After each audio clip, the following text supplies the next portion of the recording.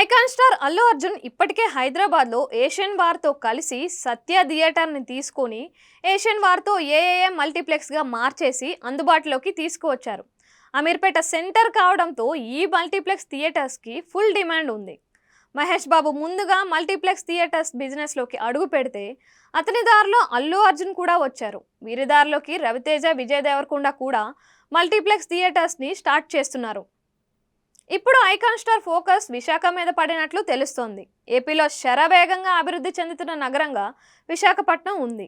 ఇప్పటికే మల్టీప్లెక్స్లు, shopping malls అక్కడ వెలిశాయి. వాటికి ఫుల్ డిమాండ్ కూడా ఉంది. సింగిల్ స్క్రీన్ కంటే మల్టీప్లెక్స్లో సినిమాలు చూడడానికి అక్కడ జనం ఆసక్తి చూపిస్తున్నారు. అందుకే బన్నీ దృష్టి అక్కడ పడినట్లు చెబుతున్నారు. ఏషియన్ వార్తో కలిసి విశాఖలో మల్టీప్లెక్స్ థియేటర్ స్టార్ట్ చేయడానికి అల్లు అర్జున్ ఇప్పటికే ఒప్పందం చేసుకున్నారంట. హైదరాబాద్ తరహాలోనే వైజాగ్లో కూడా ఇనార్బిట్ మాల్ సిద్ధం అవుతోంది. ఇనార్బిట్ మాల్లోనే అల్లు అర్జున్ మల్టీప్లెక్స్ థియేటర్ని ఏర్పాటు చేయబోతున్నారని టాకు. మాల్తో పాటే థియేటర్స్ కూడా ఓపెన్ అవుతాయని సమాచారం.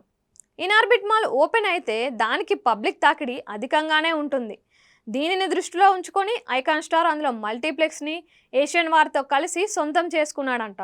బన్నీ దారిలోనే మిగిలిన స్టార్స్ కూడా వైజాగ్ పైన ఫ్యూచర్లో ఫోకస్ చేసే అవకాశం ఉంటుంది. రానున్న ఎన్నికల్లో ఎవరు అధికారంలోకి వచ్చినా విశాఖపట్నం ప్రత్యేకంగా దృష్టి పెట్టే ఛాన్స్ ఉంటుంది. టూరిజం పరంగా ఏపీకి ఉన్న అట్రాక్టివ్ సిటీ విశాఖపట్నం. విశాఖ జిల్లాలో గోవా తరహాలో బీచ్ టూరిజం అభివృద్ధి చేయడానికి అవకాశం ఉంటుంది. అలాగే ఎకో టూరిజంకి కావాల్సినంత స్కోప్ అరకు, పాడేరు, బొర్రా కేవ్స్, లంబసింగి లాంటి అటవీ ప్రాంతాలలో అవకాశం ఉంది.